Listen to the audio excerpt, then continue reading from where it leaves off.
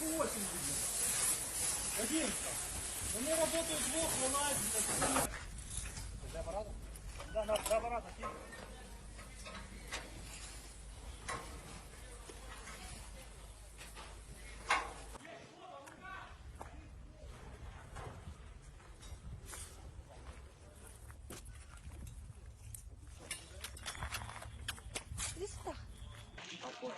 Нельзя розвертатися. Тут тільки може журналіст бути.